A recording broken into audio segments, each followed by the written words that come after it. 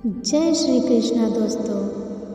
मैं दुर्गा वर्मा एक बार फिर से आपका स्वागत व अभिनंदन करती हूँ श्री दर्शन यूट्यूब चैनल पर, जहाँ आप सुन रहे हैं श्रीमद् भगवद गीता की एक शानदार श्रृंखला जिसका नाम है भगवद गीता की सीख। आज हम जानेंगे कि श्रीमद् भगवद गीता के तीसरे अध्याय से क्या सीखा जा सकता है, और वो भी बहुत ही सरल भाषा व आसान से शब्दों में। दोस्तों, कर्म तो हर समय हर पल हम सब करते हैं। ऐसा कोई क्षण संभव नहीं जब बिना कर्म किए हम रह सकते हैं। कुछ कर्म झूठ और छल से भरे होते हैं और कुछ कर्तव्य के लिए किए जाते हैं। हमारे द्वारा किए गए कर्मों की प्रकृति के अनुसार ही हमें उसके फल की प्राप्ति होती है। हम ना कर्म से बच सकते हैं और ना ही उसके प्रतिफल से। जीवन में हमेशा याद रखिए, हमारे कर्मों का फल हमें पैसे ही ढूंढ लेता है। जैसे कोई बछड़ा सैकड़ों गायों के बीच अपनी माँ को ढूंढ लेता है। प्रथम अध्याय में हमने देखा कि धनुर्धर अर्जुन युद्ध भूमि में हर तरफ अपने रिश्तेदारों को देखकर युद्ध करने से मना कर देते हैं और हताश होकर रथ में पीछे जाकर बैठ जाते हैं।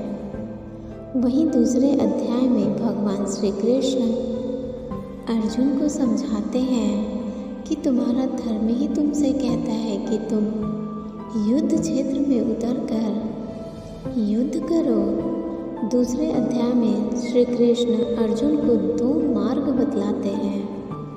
पहला निष्काम कर्म योग, दूसरा ज्ञान योग। मित्रों, श्रीमद् भगवद गीता के तीसरे अध्याय में हम जानेंगे कि ऐसी कौन सी 2 चीज़ें हैं जो आपको इस दुनिया में कुछ भी प्राप्त करवा सकती हैं। इसमें यह भी जानेंगे कि हम क्या हैं और हम अपने मन को अपने काबू में कैसे करें, अपनी सभी बुरी आदतें कैसे छोड़ें और अपने मन चाहे लक्ष्य को कैसे प्राप्त करें।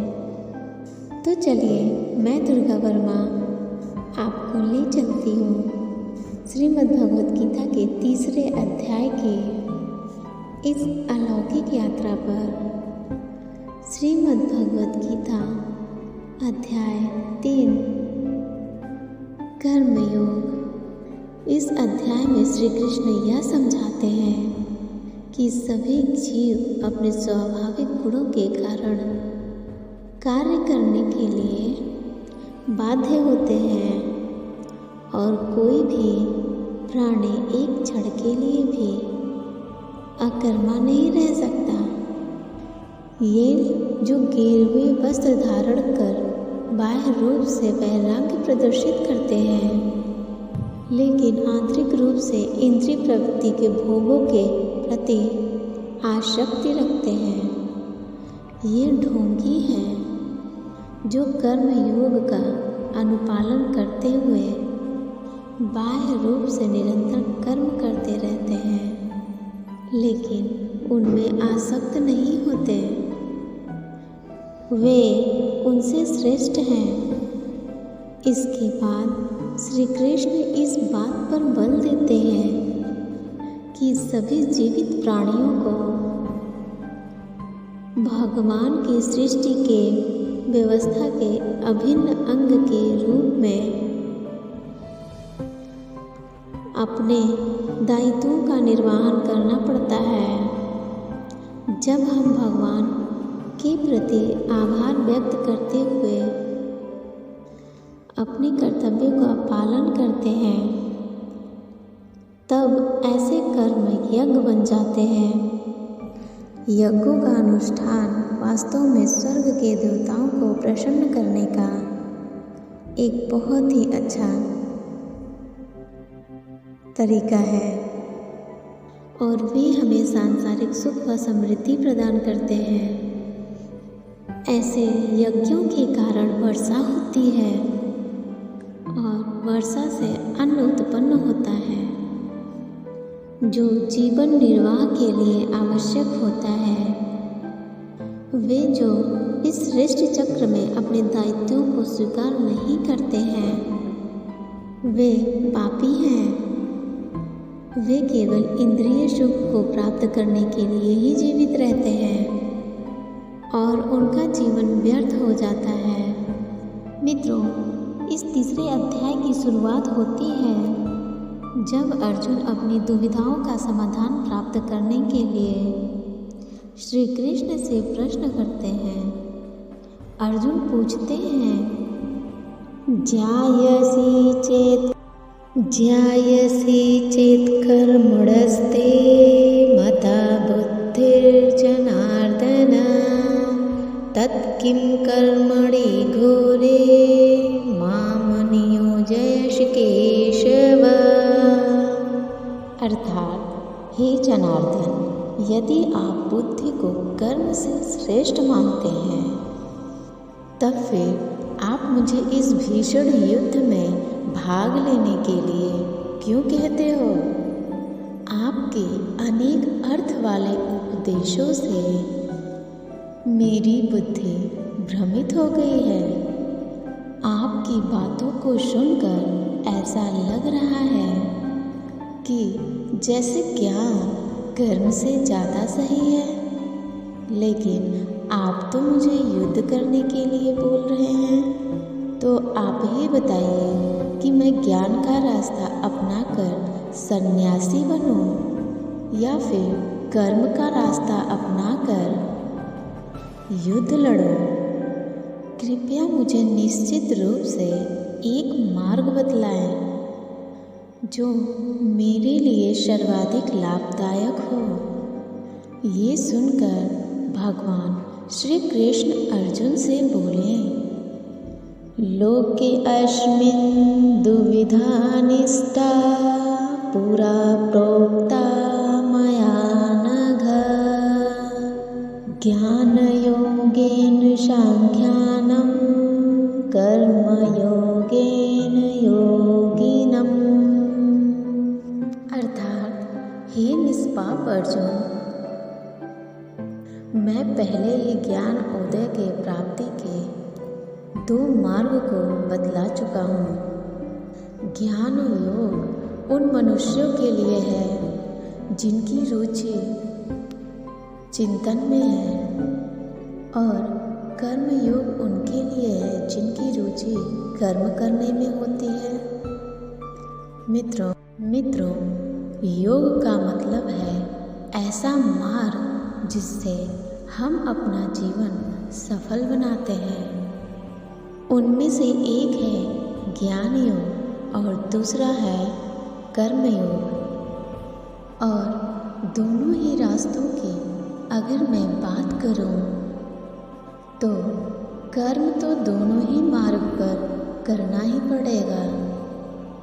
कर्म अनिवार्य है, इसीलिए भगवान श्री कृष्ण कहते हैं, न कर्मणामनारंभा नैष्कर्म्यं पुरुषोश्रुते न च सन्न्यसनादेव सिद्धिं समाधिगच्छति। अर्थात, न तो कोई केवल कर्म से विमुख रहकर कर्म फल से मुक्ति पा सकता है और न केवल शारीरिक संन्यास लेकर ज्ञान में सिद्धावस्था प्राप्त कर सकता है। भगवान श्री कृष्ण बतलाते हैं कि अब तुम्हें ज्ञान योग अच्छा लगे या कर्म योग, दोनों ही माध्यमों में कर्म तो करना ही पड़ेगा। कुछ लोगों को लगता है कि हम तो कर्म ही नहीं कर रहे हैं, हम तो निष्कर्मी ही हो गए हैं। कुछ लोगों को लगता है हम तो ज्ञान योग के रास्ते पर चलते हैं, हमें तो सब मालूम है। तो चाहे ज्ञान योग हो या निष्काम कर्म योग, भगवान श्री कृष्ण इसको स्पष्ट करते हैं ताकि कोई भी संदेह या भ्रांति न रह जाए कि ज्ञान मार्ग में भी आपको कर्म करना है और निष्काम कर्म योग में भी आपको कर्म करना है। भगवान श्री कृष्ण कहते हैं कि अगर कोई ऐसा कहता है कि वह अहम ब्रह्मास्मि हो गया है बिना कर्म किए ही, तो वह केवल दम्मी है, अहंकारी है, वह झूठ भी बोल रहा है। कोई भी मनुष्य एक क्षण के लिए भी अकर्मा नहीं रह सकता। वास्तव में सभी प्राणी प्रकृति द्वारा उत्पन्न गुणों के अनुसार कर्म करने के लिए विवश होते हैं। अतः हे अर्जुन, तुम एक मनुष्य हो, तुम चाहकर भी अपने शरीर के कर्मों को पूरी तरह से नहीं छोड़ सकते। उदाहरण के लिए तुम्हें हर क्षण सांस तो लेनी ही पड़ेगी।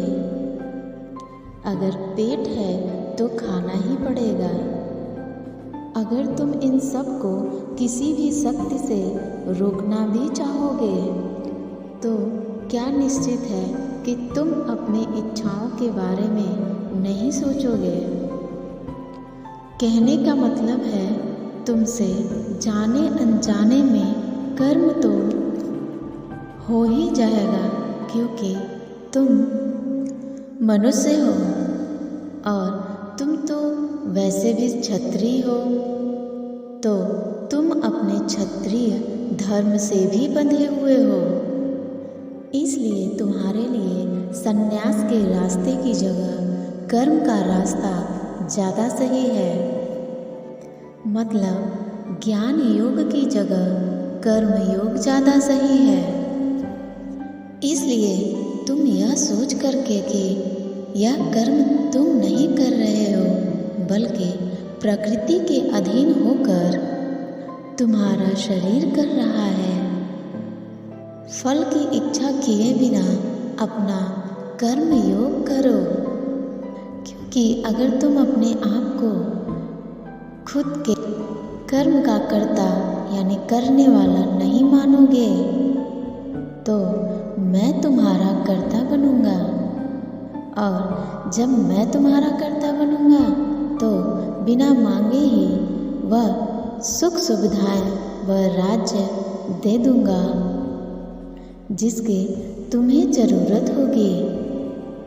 बिना मेहनत के ही तुम सुख सुविधाओं व राज्य का भोग किया तो तुम एक चोर कहलाओगे और तुम कभी परमात्मा यानी कि मुझसे नहीं मिल पाओगे।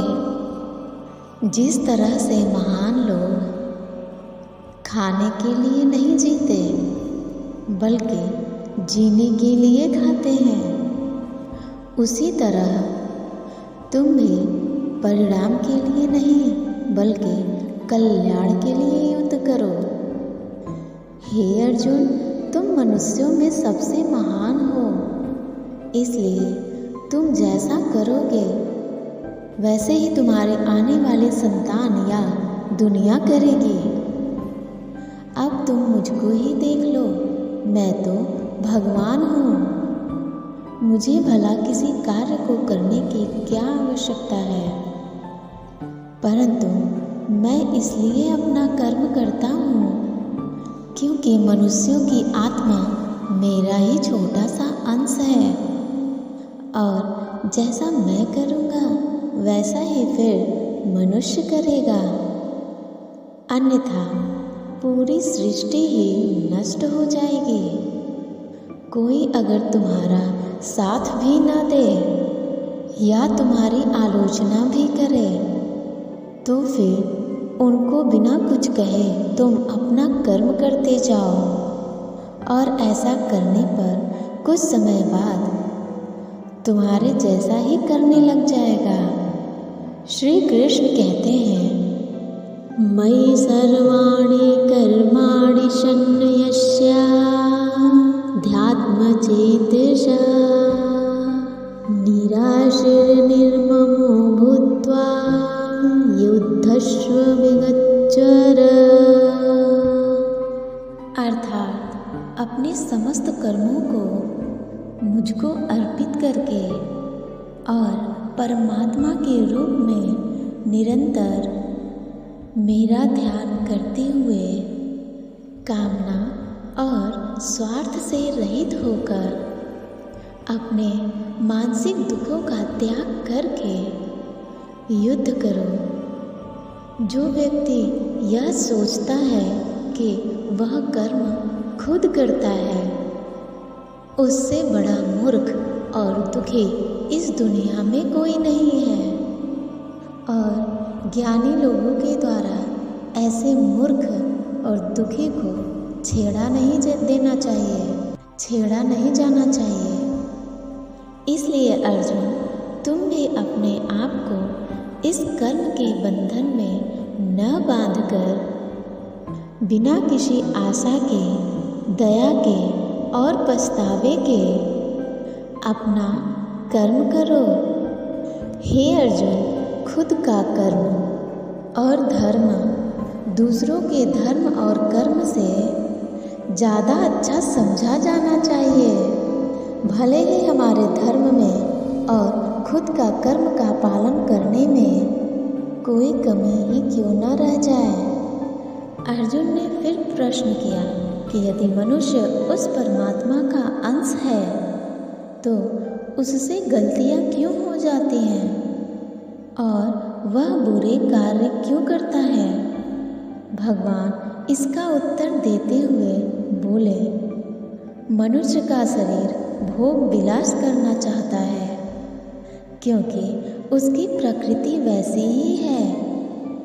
इसलिए यदि उसकी इच्छा पूरी नहीं होती तो उसे क्रोध आता है। जिस प्रकार धुएं की वजह से आग दिखाई नहीं पड़ती, उसी तरह से काम और क्रोध के कारण मनुष्य को अपना धर्म, कर्म और परमात्मा दिखाई नहीं देते हैं। और इसी वजह से मनुष्य अपने क्रोध और कामना में आकर मनुष्य अपनी इंद्रियों और मन पर नियंत्रण खो देता है और ना चाहते हुए भी बुरे कार्य व गलतियाँ कर बैठता है।